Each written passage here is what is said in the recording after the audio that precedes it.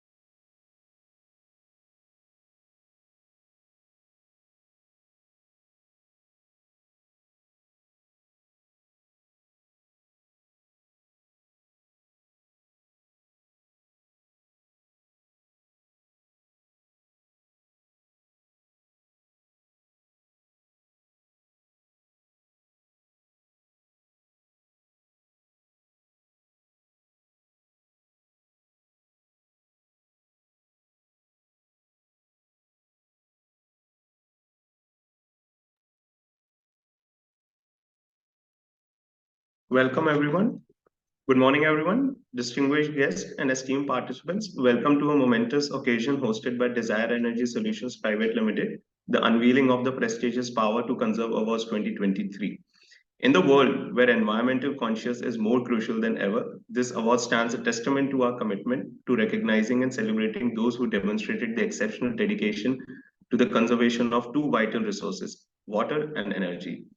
As the Desire Energy Foundation marks its 11th year of commitment to sustainability on National Energy Conservation Day, we take pride in the decade long tradition of Desire Power of Conserve Awards. Today, celebration will feature a panel discussion on the topic water, tech, and energy. Desire Energy Foundation primarily Desire Energy's foundation's primary focus lies in promoting women's empowerment, fostering a green environment, generating rural employment opportunities, and undertaking diverse projects that contribute to the overall well-being of the society. Through these initiatives, foundations empower women to realize their full potential, providing them with the education, skill development programs, and entrepreneurial opportunities. The leadership at the foundation firmly believes that empowered women lead to the empowered communities, driving sustainable development and this societal progress. Now, I would like to share with you a visual journey that encapsulates the essence of Desire Energy Solutions and the Desire Energy Foundations. Now, I would like to showcase our corporate video.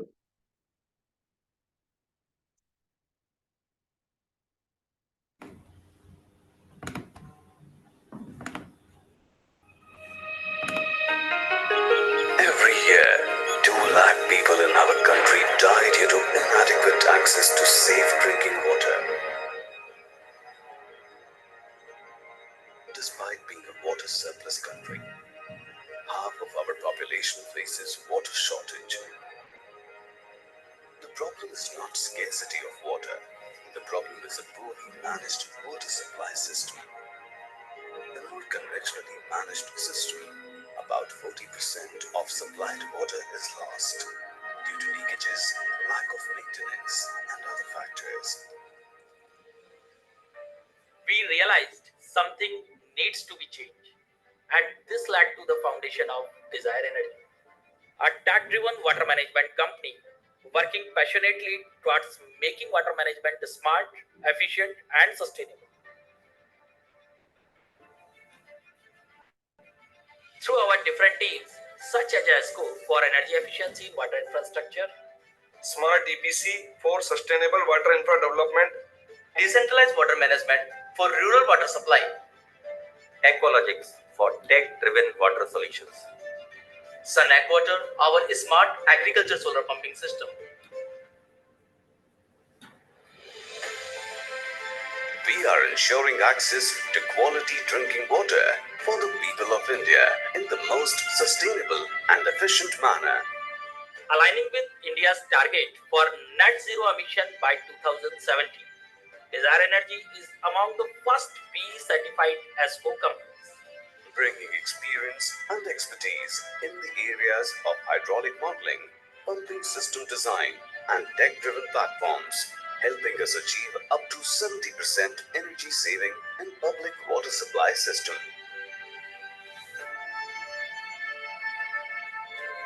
At Desire Energy, we are known for our on-time, efficient, and sustainable development of water infrastructure projects. Through our smart management tools, tech-driven solutions, and technical expertise, we make the conventional water infrastructure more efficient, economical, and sustainable, thus ensuring equal and uninterrupted access of water to all. We are currently providing uniform water supply to around 22,000 plus villages under Jal Jeevan Mission. Desire Energy helps save life by providing innovative solutions to remote areas striving for clean and regular water without any dependence on electricity. Our community-based solar DFU units, RO system, and ATM-based water dispenser have resolved the problem of transmission of clean water to fluoride and TDS-affected areas. Aqualogics, our in-house IoT and RTU-based product, which helps us to automate project management, live data monitoring, and provide predictive and breakdown maintenance solutions. For example, when a pumping system experiences any issues, be it mechanical stress or any breakdowns, an alert is generated through Aqualogics, which is sent to the command center. Further, These alerts are sent to field teams based on their priorities and corresponding SMAs. Aqualogics is all about monitoring and management, be it cost, energy, and most importantly, water. For these path-breaking innovative ideas, Desire Energy was honored with the National Award in the service sector by PM Shri Narendra Modi, Udyog Ratna Award by the CM of Rajasthan, Srimati Vasudha Raje, and many more prestigious awards in the past years.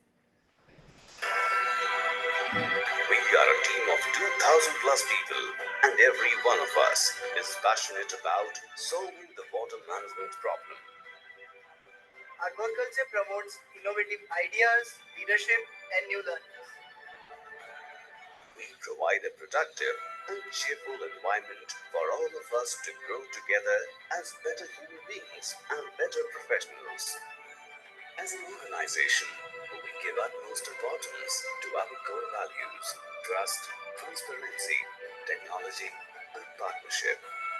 Our vision is to create an ecosystem where we can work as an aggregator with multiple stakeholders with a single aim of transforming public water infrastructure for our nation and for the entire world.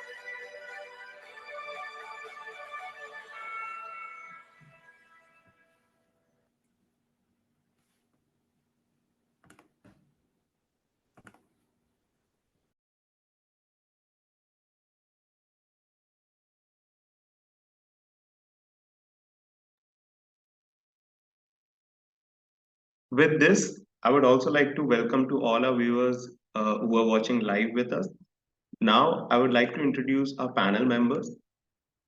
Today, we have with us Mr. Gaurav Gupta, founder and managing director of Desire Energy Solution Private Limited.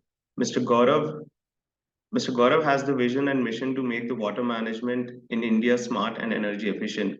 Today, Desire Energy is one of the leading water management and efficient energy service company, helping the water supply of more than 1,500 plus rural areas and 14 plus cities in pan India through its innovative use of renewable energy and efficient management and IoT enabling technology. Our second guest speaker is Mr. Josh Burnett. Mr. Josh is water resilient analyst at US Air Force. He holds over 6 years of professional experience in analyzing and modeling all the aspects of water budget for planning purpose to develop and apply various tools in support of a robust framework. Our next guest speaker is Mr. Saheed Yunus. Mr. Saheed is curriculum development consultant and Global Water Alliance. Previously, he has worked as a WASH consultant with the Lutheran World Federation and Watson manager at Doctor Without Border at Netherlands. Our next guest speaker is Mr. Arpit Chaturvedi. Mr. Arpit Chaturvedi is public policy and international relation professional. He is founder of Insights International and CEO and co-founder of Global Policy Insights, a centrist think tank. He is also co-founder of NVPOL, an environmental consultancy firm based out of New Delhi. Our next guest speaker is Ms. Anwar. She is founder president of the Light Millennium Charitable Global Human Advancement Organization. She is head of NGO representative of Light Millennium to the United Nations Department of Global Communication. Our next guest speaker is Professor Apur, who is Dean of Academic at IIT Roorkee. I welcome you all. Now we will start with the panel discussion. And my first question to Mr. Gaurav is, given your extensive experience in water management and integration of technology, could you elaborate on specific instances where Desire Energy Solution has successfully leveraged technology such as IoT and renewable energy to make the water management in rural areas more efficient and sustainable? And also, what role do you see technology playing in addressing the challenges of water scarcity and ensuring access to clean water in India? Yeah, hi Jay, and hello everyone. Yes, Jay, since inception, we believe that technology is very important to provide the drinking water supply, especially what you ask about the rural areas. So, if I talk about our experiences in India, states like Rajasthan, Uttar Pradesh, where the geographic locations are quite scattered, and we have a wide area to cover for the drinking water. So in 2016, we developed a solar-based deforestation system because we found basically four challenges in the rural areas of the country. First one is there is no power in the deep rural areas. Second, not availability of the potable water. There are various contamination like fluoride, like arsenic, and other elements in the groundwater as well. There is issue of the maintenance because those areas are quite in deep rural areas and it was difficult to maintain them. So we designed that solar-based deforestation unit for those areas, what you have shown in the video as well. So in under this project, we are installing the solar-based pump into the ground, and then we are just clear the required elements from that like fluoride or arsenic, and then supplying to the villagers. And importantly, these all systems was connected with the IoTs. By that, our centralized team are able to manage. We can provide the required alerts to the ground team, and accordingly that can be maintained. So this entire technology driven ecologic system help us a lot, and we have installed more than 40,000 units as of now in the country in various states like Rajasthan, Uttar Pradesh, Gujarat, and many more. So this cannot be done without the use of technology. By the use of IoT devices, we are able to get that online data and we can define that predictive preventive maintenance schedule to the installed pumping system, and that can be done only with the technology. Yes, yeah. Yes. Jay, you are muted. Sorry, sir. Yeah. Thank you. Those were really interesting remarks. And I think my next question would be to Mr. Arpit. And Mr. Arpit, how do you think that realistically the goals of achieving universal access to clean water supply and safety sanitation under the current political economic conditions are, and what are the way aheads in that?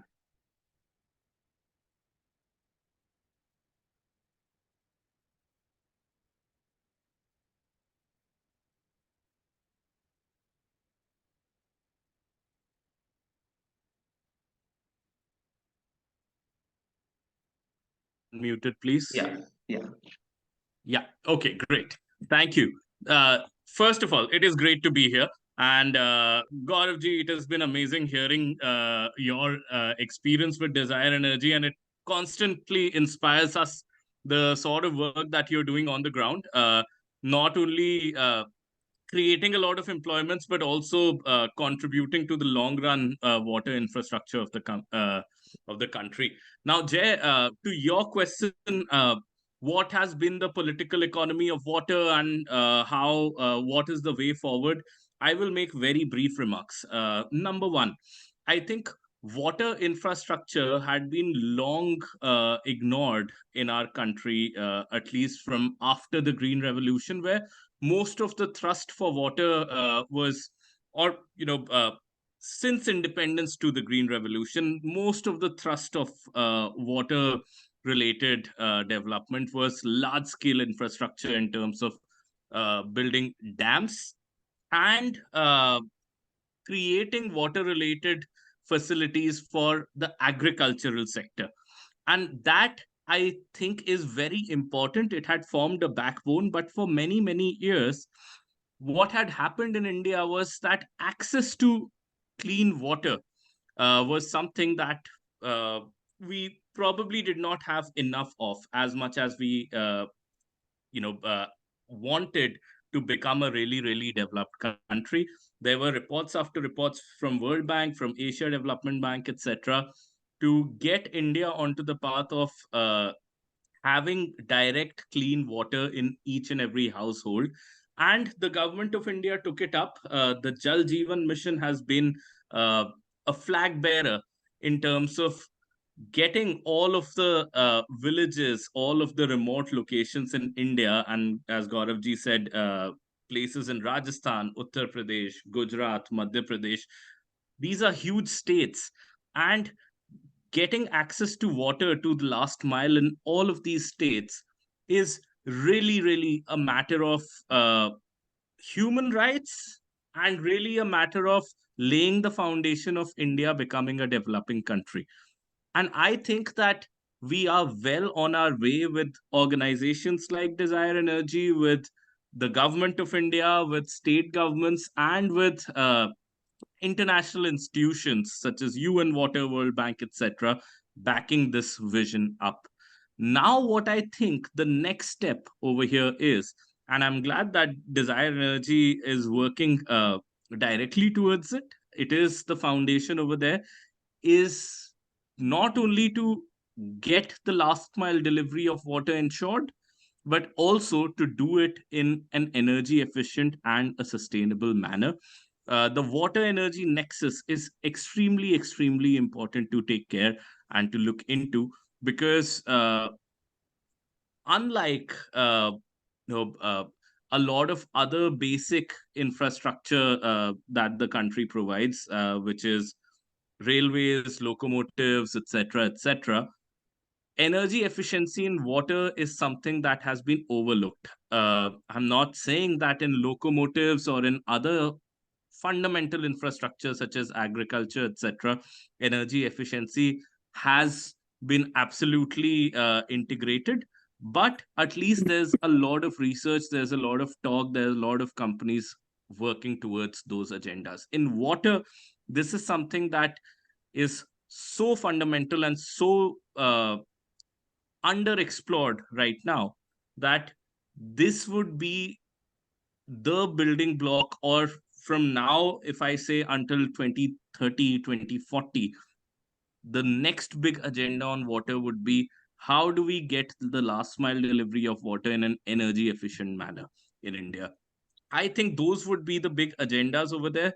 Of course, funding would be something that as a nation we have to look towards, how we're going to get the funding right. We also have to get leadership from companies like Desire Energy to get the expertise right, because applying some of these concepts on the ground requires contextual knowledge. So I do believe that doing some of these renewable energy projects overlapping with water related issues would be the next big agenda, and we would start seeing that in the government very, very soon. So that's my two nuggets. Jay, over to you. Thank you so much, Mr. Arpit. And there were so many interesting insights, which brings me to my next question to Ms. Anwar, which is what role does the collective effort of diverse stakeholders play in addressing water related issues? Because uh, stakeholder management has been the crucial element in the water management, water security. So, what are your thoughts on that? Thank you for the question. First, I'd like to thank to the Desire Energy for hosting this very important, valuable session, and also, of course, to you and Arpit Chaturvedi and Aditi for all coordinating all this process. Before going to detail, perhaps to put out to lay out the ground for the Water Action Decade and also Sustainable Development Goals number 6. The UN has seen and monitored that the goal for 2030 is not progressing enough, although it's going backward. So 2018, the first Sustainable Development Goal number 6 is for the drinkable clean water and hygiene and sanitation, actually, which also produced a new resolution for hygiene and right to water as the basic humanitarian rights. But UN has a data monitoring system. Maybe I may mention it now. It has 11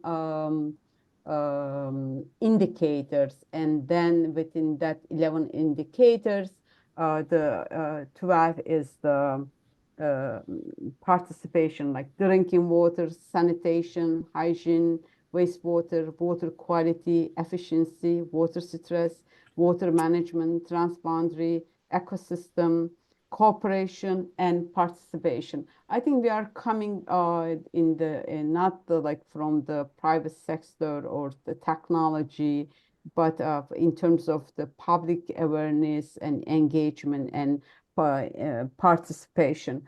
With this monitoring, and there are some low progress, but mainly backwards. So 2018 to 2028, water action decade created. Before then, actually, it was Water for Life, a decade for water for life.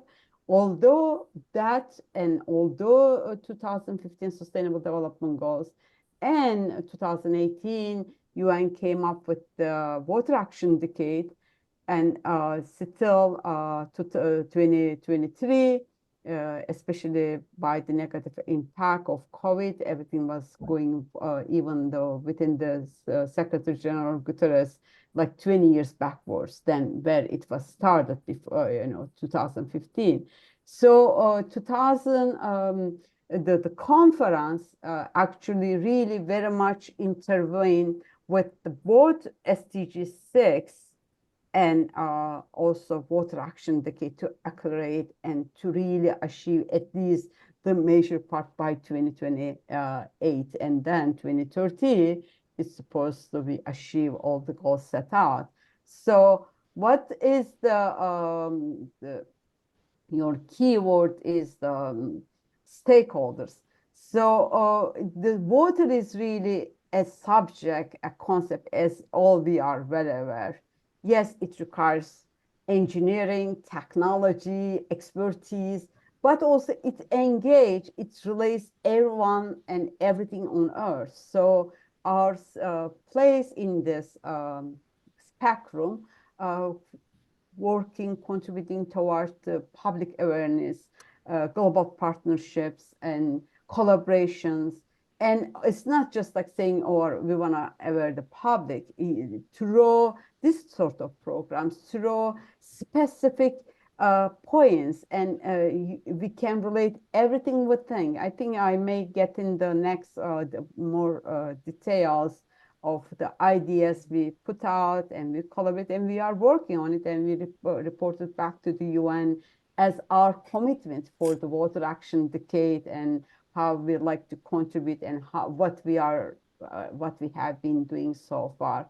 So with that, maybe I should refer also how UN really included us in this process. That was the largest global conversation after the UN 75 that asked everyone on earth who wants to say a couple words, and then those words, and then they ask if you commit what you ask, what you propose. So it's not just like, I have this idea, but are you able to carry that idea, and to what degree? And then they made publicly available those commitments, and then they asked reports. So in that context, of course, ARPIT and GPI and Water Energy Desire were part of to begin with last March. And so we want to add on more and develop further. And I think I will continue elaborate more in the second question. Thank you. Thank you. Thank you so much for sharing your remarks. My next question is to Mr. Josh. Uh, Mr. Josh, how do you ensure effective collaboration and communication to support sustainable goals and partnership, especially when dealing with complex issues such as water resources, climate resilience, and energy security? Yeah, thank you, Jay. I just want to thank Arpit and Jay for the invitation to be here today. So to answer the question, I think it comes from an understanding that everyone is different and everyone interacts with water in an incredibly intimately and different way. So when I have conversations, whether it be in my local community or whether it be at my job working as a consultant for the Air Force, water means something to everyone else. For a local farmer here in East Tennessee where I live, that water means, security for their family. It means being able to grow a crop. For a city engineer, it means getting water out to the city residents. For someone At the Air Force, water means I can make sure that this mission is successful so that we can be proactive in avoiding conflict and then be prepared when conflict arises. So it's understanding that these issues, while complex, the people that you deal with are as complex as the issue itself. And I think one thing that's not talked about very frequently in this field, water resources, is the soft skills or the social skills involved with it. So if you can come into a room, you can be someone that is willing to hear everyone in their own terms at what level they're speaking at, whether it be a technical level, whether it be a layperson or a government level, whatever that is. If you go in with the ears open to hear someone for what they're truly saying and understand the issue that they're bringing to you, you're almost always going to come out with an innovative and effective solution for whoever you're working with. So as we go forward in this, I think the most important thing is to just be willing to listen to what people have to say and to not step into conversations thinking we have a solution before we've heard a client, a community member, or just a friend's need with respect to water resources. Thank you, Mr. Josh. And with this talking and seeing a lot of insights from the stakeholder side, from the leadership side, I also see there is a significant contribution of educational institutes in developing good talent, innovative ideas. So my next question is to Mr. Professor. And Professor, the question is how educational institutions can strategically leverage technological advancement and foster innovation to address the pressing challenges in the water management. For example, the water related issues are really emerging, and a lot of students may be coming from those specific areas, and they might want to work a lot on those pressing issues. So how educational institutes can leverage those situations? Thank you, Jay. Hope I am audible. Yes, we can hear you. Right. Good morning, colleagues. Here it's in India, it's morning, and I believe many of us are located at different geospecific locations. So, yeah, greetings to you all, and thank you, Desire Energy and Global Policy for the, initiating such an interesting dialogue, and it is extremely important discussion. And my compliments to both the organizations, particularly Sir Pete, probably who initiated this, and with Gaurav and all taking it forward. Yeah, it's great learning for me as well to hear Gaurav, Arpit, Anwar, and Josh. It's really very important issues, and all of us are sincerely trying to address these issues. The important thing is we are not trying to shying away from the issues. However, we are trying to dilute it, trying to approach it with whatever the way we can contribute, whatever the way our strengths are, or the way we can contribute from our platform. Very interesting to note Gaurav's initiative and others and being a professional from educational institute and academic. So our perspectives are slightly different. Here, we strategically, we are in a situation which is very, very important, where we deal with a group of people, very young, very enthusiastic, full of talent, and we have that platform to offer for them to work, for them to innovate, for them to come up with the solution the society needs, the planet is looking forward to. So that's where our strategic importance is. And these educational institutes are the strategically among the most important potential solution providers. And here, what they can do is they are the ones who can potentially at the pole position while it comes to the solution of water management. They should have, these educational institutes should have programs, can design programs, can take up projects of live projects, then programs to approach such solutions, what the society is facing, what the industries are facing, what the planet is overall as a whole facing. So that's where the importance of these educational institutes are concerned, and how they can mobilize their resources, intellectual resources. They have full of intellectual resources. They have very good army with them. Josh was talking about US Army and all, US Defense Services.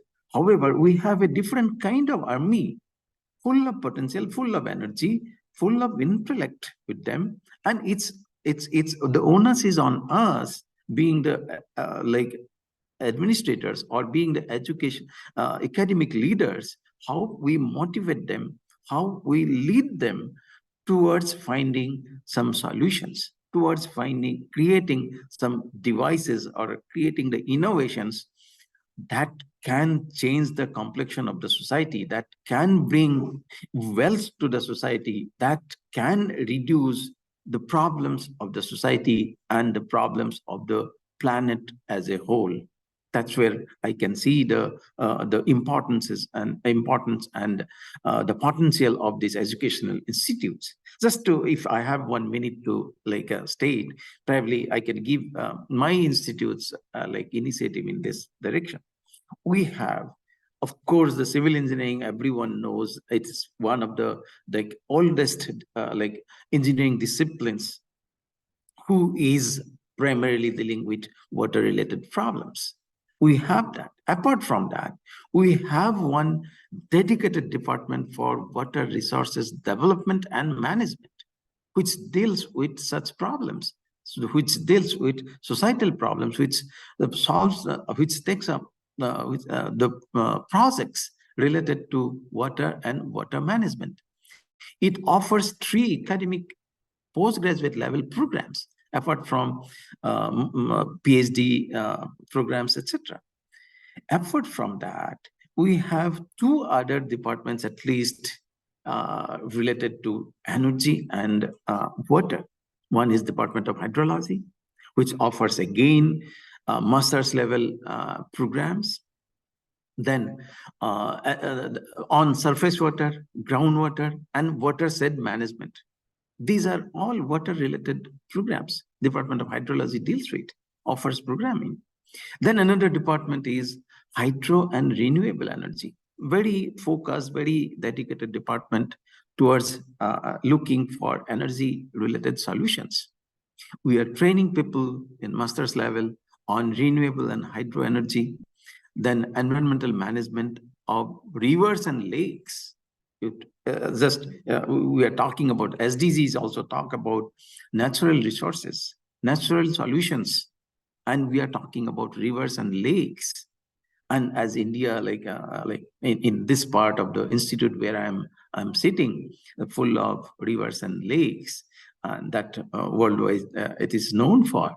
And we are trying to look for solutions related to those through our kind of army, our intellect resources, our student pool, and of course, dedicated faculty members that we have. So this is where probably the other institutes, or even in a better way, other institutes globally can approach the water and energy solutions and go ahead with more and more innovations.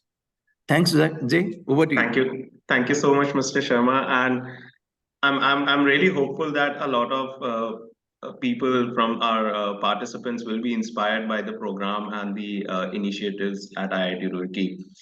And this brings my next question to Mr. Saeed. And Mr. Saeed, given your role at Climate Reality Leader, with your extensive experience with organizations like Doctors Without Borders, the Lutheran World Federation, How do you see the evolving challenges at the intersection of climate change, water resources, and energy demands?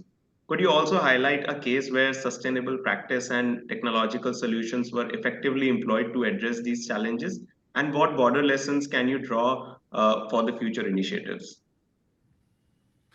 Thank you very much, Desire Energy, for actually bringing this to the point. And it's been long. I should have been in contact, but I'm so sorry. There's so many work on my desk, and they're particularly random. So I would actually like to say this: within the intersection of energy and as well as water resources and climate change, we have a very big issues that has to do with sustainable development, sustainability on its own. So sustainability has actually been a very, very good key because climate change is actually forcing us to consider other sources of water. We used to surface water generally. So people have swapped to groundwater, and now people are looking for other sources of water from the sea through desalinations. And also in terms of energy, our energy requirement has actually changed based on depending of climate effect. So if we looked at the old tripartite, we felt that sustainability has become very key because for any interventions we're introducing now, we want to ensure that the amount of water it's using is appropriate. We want to ensure that the energy is something that we can actually sustain. So regarding to an initiative we've actually been able to do to scale issue like that up, where we've actually been able to use technology. I would like to share a very good case of I won't tell the location, but I will share this case. It is very quite interesting. Where we've actually been able to look at the sustainable development was where we consider retrofitting water saving. It's a water saving operation, and we consider using retrofitting appliances for homes.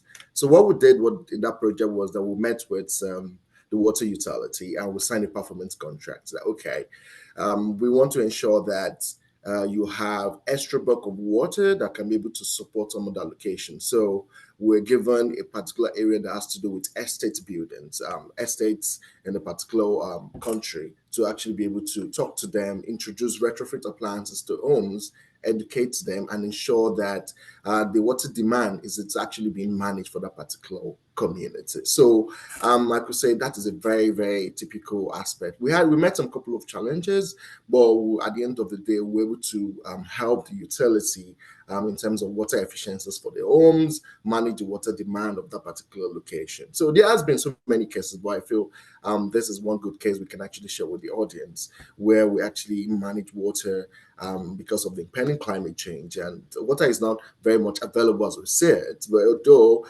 it's easily available if you want to access it, but you have to pay for it. So the financial implication of that is actually something that people actually looked at now. So I would say with the impending challenges of climate change on the water resources, forcing more water to be affecting water quality, the quantity, and also with the energy in terms of what energy is accessible to us now that we have an interactions with the impact which the energy will create and renewable, is it renewable, not renewable? Those questions are actually ongoing. So I do believe that sustainability is very key, and retrofitting households is one good practices using technology that could be scaled into the future. Thank you. Thank you. Thank you so much. Talking a lot about leadership, I think my next question is to Mr. Gaurav, and which is how has technology been a driving force in challenging both scalability and inclusivity in providing water solutions?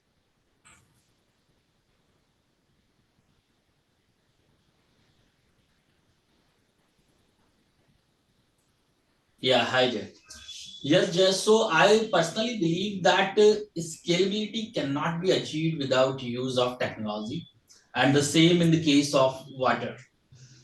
If I talk about our country, recently in 2019, our Honorable Prime Minister Narendra Modi announced a scheme, Har Ghar Jal, Jal Jeevan Mission, under which they decided to provide the tap water to around 130 million households by 2024.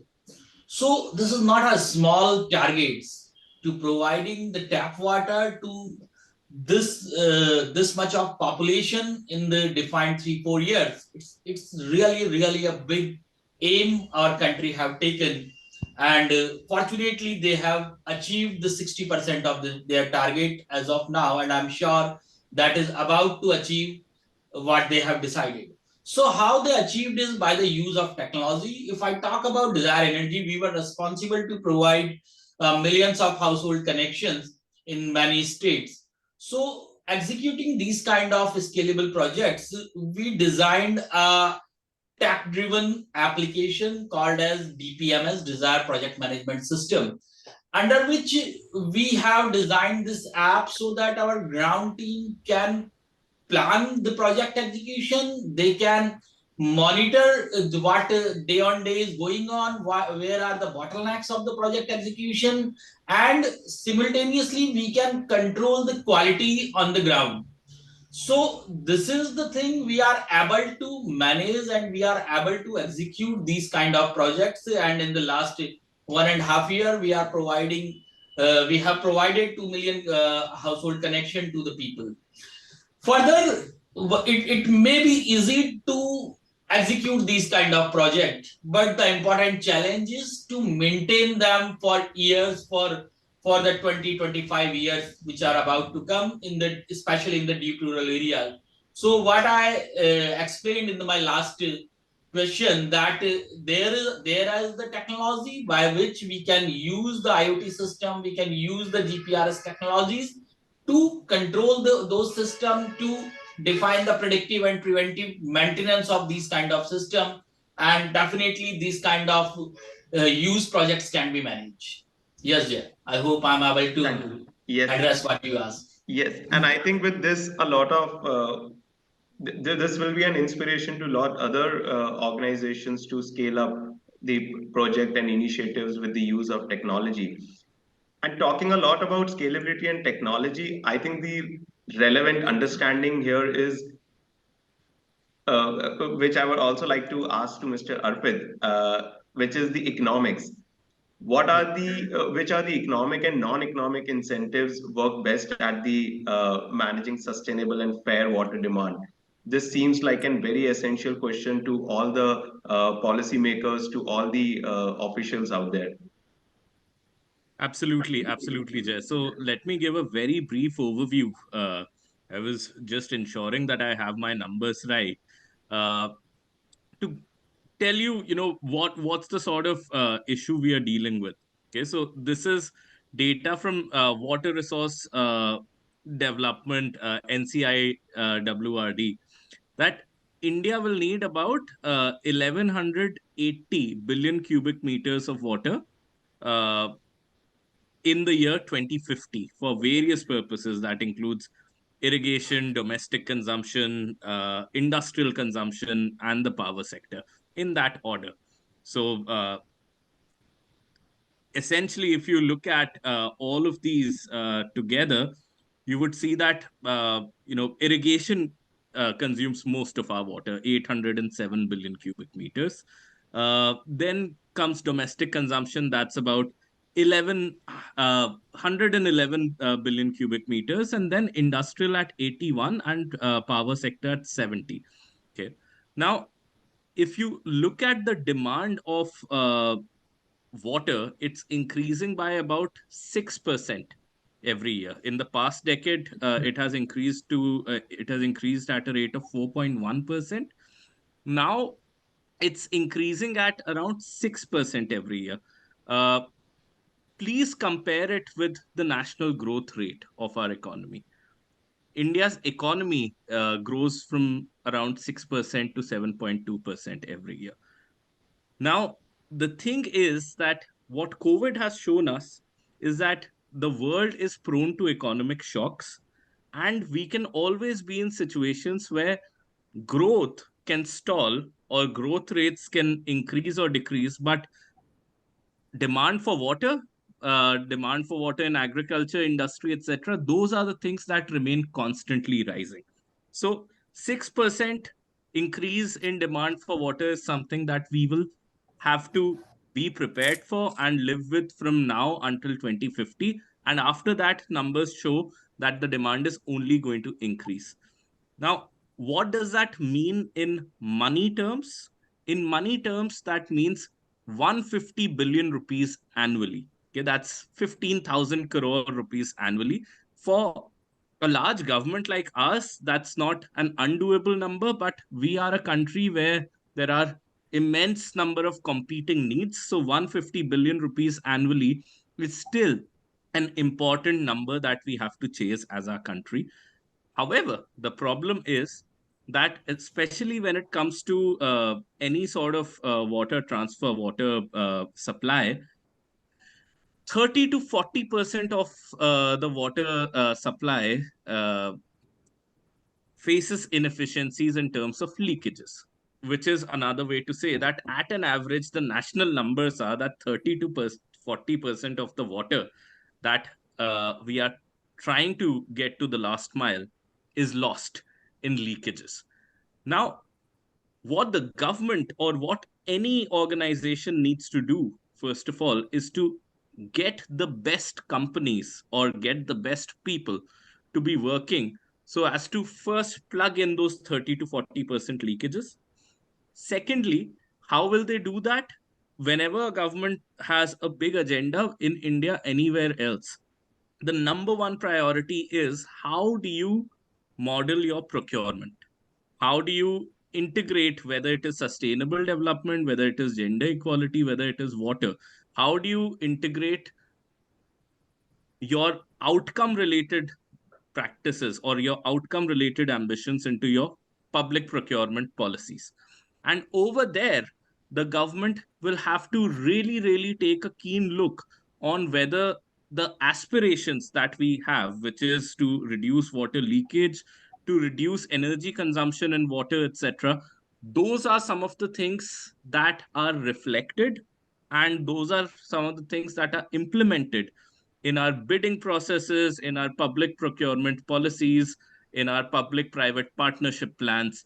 And that, I think, is a good lever to ensure that our rising demand for water, 6% a year, and this leakage gap, we have to bring parity in that. And I think the most important tool over there is public procurement. So back to you, Jay. No, I think those are really interesting facts and figures, and I'm sure a lot of people will be motivated out there by listening out to the figures and numbers. Talking a lot about the demand, the economic side of it, and a lot about innovation.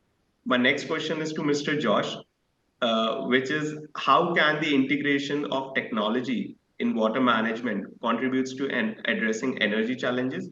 What innovative approaches or technologies have shown promise in achieving a harmonious balance between water conservation, technology advancement, and energy efficiency?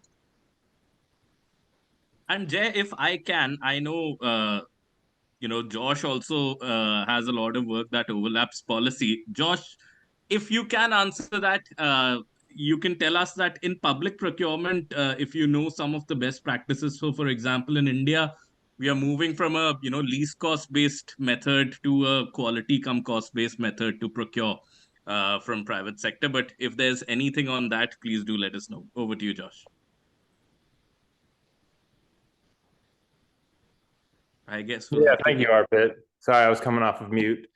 Thank you. I'm glad you brought up infrastructure. I think one thing that I deal with in my line of work, whether it be at the federal level, the state level, the city level, is leakages. I'll probably not answer your question, but I'm going to go off on a tangent. So if I don't, please come back to it again. One thing that I see as the most innovative solution is actually probably something I learned from you, is policy.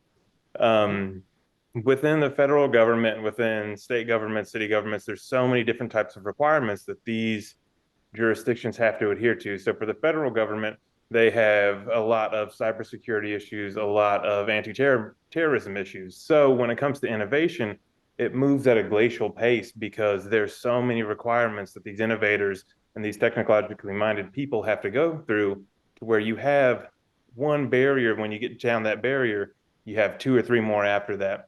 So when it comes to partnering with innovators, it's so hard to do that due to the checks and balances we put in place. Whether they're right or wrong, that's a different conversation. But when it comes to innovation, it's something that's extremely slow going. So what I think is a bit of an innovative solution that partners with technology is creating policies that allow innovators to come in, allow governments to partner in those private-public partnerships that you were discussing, and be stakeholders in a little bit more of an intimate way when it comes to, say, Air Force installations, when it comes to federal military departments abroad, things like that. So how do we bring people in on the front end and there's a big thing involved in local governments called GCMC contracts. It's general contractor or construction manager, general contractor contracts. And what that does is that brings somebody in on the front end. It allows them to work with the government to go over all the aspects of design, all the issues that you're gonna face, and what that creates is a more cost-effective product. It allows them to say, these are the issues that we see as somebody that does this work on a day-to-day basis.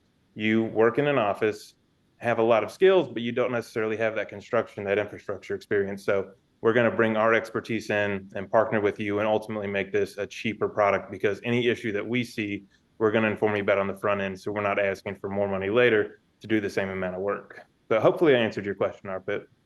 No, absolutely, you did. You did. Very important. Jay, back to you. Yeah. Thank you so much, Josh. And talking a lot about their innovation and infrastructure, my next question is to Mr. Professor Apur, which is, considering the interconnected nature of water and energy resources, how can advancement of technology play an important role in optimizing this nexus? What challenges and opportunities emerges when implementing technology-driven solutions for effective water usage and energy generation, especially in the context of global sustainable goals? Thank you. Thanks, Zay. Yeah, this is like always like innovations. Innovations come to the rescue whenever we are looking for some like solutions of some issues. And now here the issue is such a big issue. Issue is such a spread one. Issue is such a dominant one that the planet needs a solution. It's not that you, me, or somebody, or a particular country needs. The entire planet needs the solution. And if we see the SDGs, like you were mentioning about SDGs, in fact, to me, it looks like all 17 SDGs are in some sense interrelated. Specifically, if you see the SDG 6, which talks about clean water and sanitation, and SDG 7, which talks about affordable and clean energy, they do focus on energy and water, the nexus you are talking about. And I believe when these SDGs were like formulated, the policymakers also, the brain behind these people also were thinking this in totality, in an integrated manner, how we can approach this this issue of water vis-a-vis energy that the planet is facing. Actually, if we look at a little bit of, I become a little philosophical while talking about this energy and water kind of things, which nevertheless we are creating. This we got, in fact, the way I perceive it, yes, it is that. And if we talk about the very creation of like a universe or the planet, that is also comes from the concept of energy, right? And the cause of, if we see the very existence of human being in this beautiful planet that we are living now, is the availability of water that enables our living here. And we are now spending trillions of dollars in search of water elsewhere other than this planet. So the irony is, we had never been so serious about its justified usage, the water. We had in abundance, but we never thought of that, yes, this should be used in a very, very logical or justified manner. However, as it happens, like it happens always, a day has come now when we are worrying about it. We have started worrying about it. We have initiated a lot of programs, frameworks, dialogues, and like projects, etc. Of course, energy, as I said, like it is the very like cause of the origin of this universe, and it is another reason for our survival also. Without energy, like let us switch off sun, probably tomorrow we are no longer here. Okay, so that's the as simple as it is. Okay, nevertheless, like let's like look forward. We need to look forward. We have created some problem. Nature gave us, but we created in between some problem, and now we are the people who should look forward to resolve these issues or seeking a solution for that also. That's what my take is. Thank you so much. We, Thank you we so no much. longer we no longer afford to be in oblivious. Zay, do I have one more minute? Yeah, No? yeah, sure. Okay. I'm very sorry if I like wasted my time or whatever. No, not at all. Not at all. Can I go ahead with one more? Yes. Please go ahead, please. Thanks, Arpit. Thanks, Zay. So, like SDGs have come now, consequently, and it provides us like ample opportunities to look into the data. Data may be good or bad, as Arpit was giving like many data, and which I was very much interested in. Probably I have some overlapping on that also. And to put some of our efforts, of course, now for the course correction, and of course for the optimal use of both water as well as energy. It's now our responsibility. If we look at the document, the SDG 2023 Global Sustainable Development Report, so it clearly says the resilience and well-being of planet, people, environment, and ecosystems are degraded. A better future does not rest on one source of security, but on all necessary securities, including geopolitical, energy, climate, water, food, and social security. Strategies to embrace transformations, therefore, should be based on principles of solidarity, equity, and well-being in harmony with nature. Very clearly and very aptly mentioned, unquote. So it emphasizes on in harmony with nature. I'm a very strong believer of nature. Our existence in this planet is dependent on how delightfully we agree to live in harmony with the nature. That's what I believe. Not by abusing nature. We need to embrace the nature of nature and understand nature. Therefore, like we need to like talk about strategies to embrace the transformation, which is being indicated in the document very clearly. This is where our advancements of science, technology, and our innovations will help us. According to some data, if we see, like Arpit was giving a lot of data, I'm not going to repeat all those things.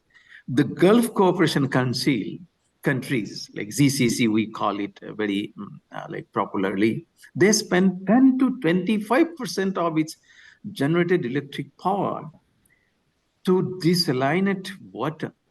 We have water, but we are spending again 10 to 25% of our energy for getting it usable. It has become alarming to them, who are, of course, so-called wealthy countries.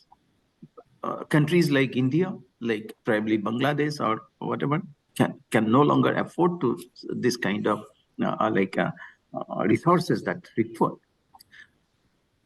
In the year 2001, operating water systems in the US consumed approximately 3% of the total annual electricity, which comes out to be approximately 75 terawatt hour, which is tremendous, which is very high. Then similarly, the residential sector alone in California accounted for 48% of the total combined electricity and natural gas consumed in water-related processes in that state. These are very alarming figures. Here comes the importance of technology-driven solutions, innovations that addresses the optimizes optimization of water energy nexus. So innovations are required for zero loss. I'm talking about zero loss in transmission. I'm talking about zero loss in friction. I'm talking about zero loss in transformation everywhere. I remember Arpit was talking about leakage. That's also kind of loss. Should not be. He was not emphasizing on zero leakage. So it's zero loss I'm talking about overall. Everywhere it should be. I'm a student of mechanical engineering, and I believe in zero defect and zero waste. So it's impossible to achieve, of course, zero defect. Probably it is very, very ideal condition. I do know that. However, it is not impossible to approach it. That's very much pretty approachable, pretty addressable. And unless we have that mindset of moving towards, aiming towards zero loss or zero defect or zero waste, we cannot achieve it. So we need an approach with an earnest, of course. And we have now opportunities with more advanced modeling and simulation techniques. We have more advanced optimization tools like AI-based tools, etc. Of course, there are challenges also. I do agree. It is always there with any system, any solution, there will be solutions. Like there are material challenges, there are process challenges, and there are, of course, policy challenges as well. Innovations related to water for basic human usages should be treated in a different scale. It should not be put in the kind of all commercial innovations or all commercial like solutions. It should be treated in a different scale. That's what my take is. However, if we approach all these things in right earnest, in the harmony with the nature, going by that SDG document, then certainly we will achieve it. Okay, thank you. That's my take. Over to you, Zay. Thank you. I really like. I'm apologetic if I have taken. No, those were really No, not at interesting all. remarks and minutes. inspiring as well. Thank you so much. And this brings my next question to Ms. Anwar, which is, how has the Water Action Decade aimed to enhance global water awareness, and what role does heightened the awareness play in achieving sustainable water management goal and addressing the water-related challenges on the global scale?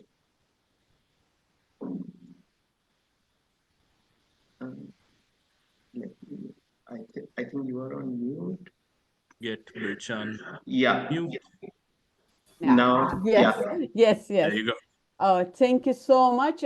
First, I'd like to really briefly touch on irrigation technology, and also especially Professor just mentioned how the SDGs are interrelated. It is very true. It can actually, you cannot take one out, then you can achieve the rest, especially food, global hunger, reducing the global hunger to zero, and the basic health and living situation. Everything is so much integrated, and of course, water is the skeleton of that. In terms of technology and also irrigation and water, maybe this is not direct the question response to question, but all what it's been already mentioned. For instance, recently we just visited my Turkish organization in Istanbul. It is called Plant Factory. And it's like really a place, like Professor also mentioned, that, you know, we spend trillions in the space, but not to Earth. But this is something invested on this Earth in Istanbul, which is really, it's like futuristic, and all no soil, no land, and closed system. And then also they said water, and I was really curious, and I asked how, you know, you say closed system water irrigation, and it's like, you know, dropping very tiny just to keep the light and humid and grow the plants there, and it's like all eatable plants. And they mentioned that, I mean, this is scientifically put in practice and goes out to market from the producer to directly to market. And he say that I mean, not just he said, we visited, we have seen that, like huge gallon of waters and with the require pesticides, but it's not pesticides like what it requires in order to, or like let's say vitamins for each plant needs, and all the artificial lighting, that was also another question in my mind. And they are circulating that water according to each plant's needs, and then also they don't use earth, they soil, I should say. They use cockpit, they call. I don't know what is in. It's something made from the coconut. Really, it's just like because they told it because it keeps the humid and water, and then whatever circulates and then I said at the end you should have something, what you do at the end of the water usage, and the description was let's say they have a month term for the whole system using the same water. Maybe after it cannot be recirculated, then only then they will have to dump the water. And now they are also searching where can they use that, let's say, amount circulated with same water value. And it is not also called anymore wastewater. Actually, it's valued water, but then which place to channel that water that can be useful. But also the staggering figure was they were giving us whole institute plant factory. Now it's activated 50%. They use just one for people household can use for a month water. It's just amazing how they technology, and this also goes to how we involve with them, because I organize through a Turkish organization water, wastewater management, and water and food, sustainability of water and food. So it is all like kind of this project through technology really illustrated something positive and doable and economic and produce job and technology and innovation and innovation and tech investment to that goal. And so also it's something also RP to your point irrigation. So then irrigation point completely changes, and usage of land completely changes, and waste of water completely changes. So perhaps the question may come, how large it can be produced, and let's say even on the national level. So this is a project, and they are working on the expansion. But I think this might be the way to go in certain countries, especially water issues, land issues, and also technology where it could come even, in Sahara, Africa could be a solution. So beside that, I think I'd like to mention also disasters, because we haven't mentioned, because we've been living through an impact, and it doesn't come up for the political purposes, not any longer, but the pain and struggles and sufferings are there. And disasters don't come on the one way, natural, both it comes man-made and natural. And then actually SDGs, I mean, I'm for, champion for it as much as we could carry through all my organizations, but SDGs don't cover, and policies don't cover really, let's say, what is the sustainability when you run into mega earthquakes, mega disaster or hurricane. It goes with the energy, it goes with the water, it goes with the food for basic survival, all these elements. So, and then and of course we should not forget war is going on in Gaza and Ukraine and different parts of the world, different conflicts. And the SDGs don't cover those. If SDGs touch on, if everything is like normal, I mean, normal means like maybe difficult developing status, and but there is no conflict, there is no disaster, but just the political, let's say, inability to improve those, whether the source and or the investment or collaborating with the private sector and technological requirement needs to bring in like the old mindset or news, the conflict between the politicians and system, in a way that SDGs, if everything is like no conflict, no war, no disaster, then let's focus what we can do. And when disasters happens, and as you mentioned again, Arpit, everything is taken back, like not maybe 200 years back. I mean, in southern part of Turkey, it's like still almost 10 months pass, 11 months pass, and people are suffering, and buildings are cracked down, and they are still living in tents and cubes, really, plastic cubes. So how we can talk about the development and technology only government and public-private invested to take out that situation, at least to put the basic level, and they lost the basic ground.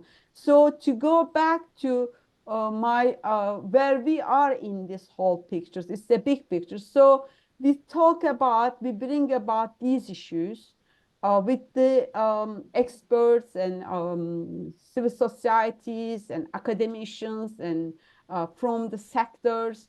For instance, another core issue, not, I mean, it has been mentioned in under the wastewater management, but not maybe much specifically. For instance, again, throughout we had an event uh, um, to tackle with the water and energy issue during the disasters and in times of disasters.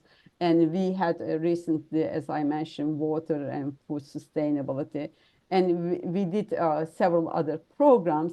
But the whole concept is how really we can first engage every level of people. I mean, students. When I mentioned students, we had water action hours. It was a small scale, and it was really developed by the impact and inspiration of the water conference just last February. But then now we are taking up that to a larger picture. We have Arpit knows what, JUC hours, and 2025 we are dedicating JUC hours in all categories for the water action awards. So water action decade awards. So because also we need to invest in starting maybe even though early kindergarten, elementary, but we are targeting high schools. At least they can research and they can engage with. And once we see that ideas or awaken their interest and aware them, and then when they research and writing, and so I hope that will kind of will have some cumulative effect in terms of collaboration, inspiring awareness. Certainly. And just I'd like to list as one thing, especially what we've been promoting when we are talking about water awareness, water conscious, and game changers.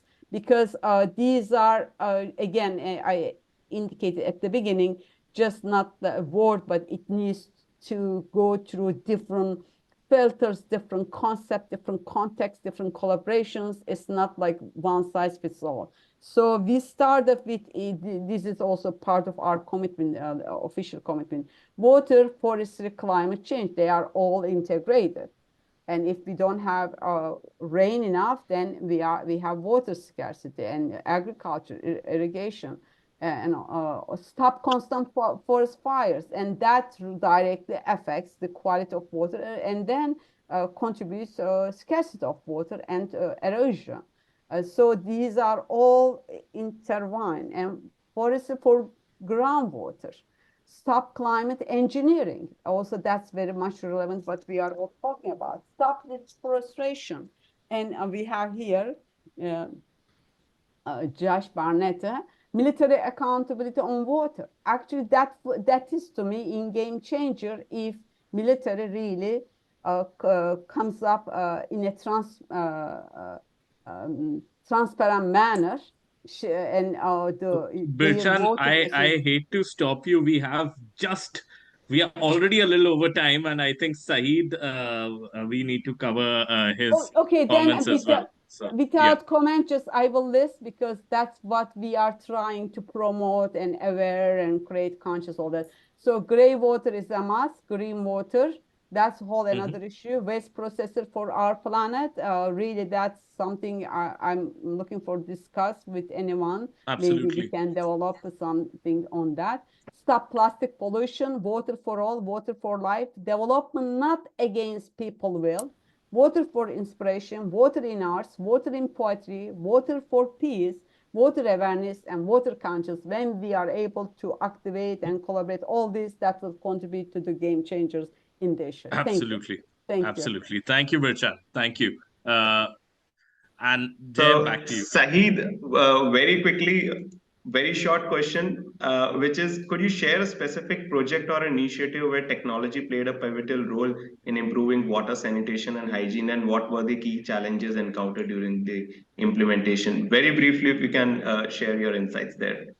Yeah, I will try. It's actually the time that is actually allotted to me. It's a little, but I will try. So one of the big issues was wastewater reuse, because there was a couple of cases where we worked with clients and we're thinking about diversification of the water resources. So there was a time we were actually looking at the gray water and say, okay, if you cannot have enough money to invest in desalinations and also having to get new device means to get new source of water, gray water will be a very, very key. And we couldn't have, because gray water wastewater management has the first level degree and the second level degree, but it doesn't give you exactly the potable water that is actually needed. So with the idea that came up with the reverse osmosis, it actually is a very good technology that was able to help us create a tall degree of water, such a way that it is portable, it is drinkable.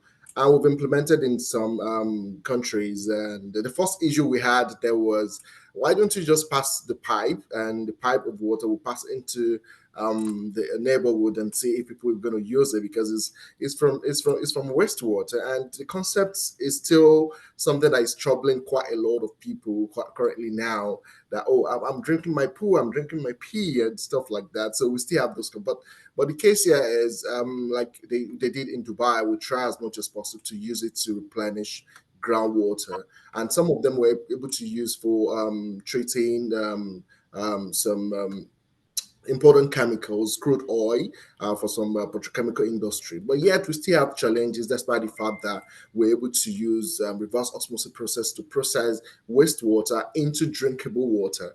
But it culturally, we still have a lot of issues to deal with in telling people and say, look, we were able to remove all of the waste from this water, and it is drinkable. It is, the quality actually meets international standard as well as national standards. And yeah, we still have a bit of issue about that. And yeah, I would like to stop there, but I think there could be more opportunity to discuss about several projects and see how we can actually work on. Yeah. Thank you so much, Mr. Saeed. And with this, I would like to invite Ms. Ruchi Khandelwal to share her closing remarks. Ms. Ruchi is chairman of Desire Foundation.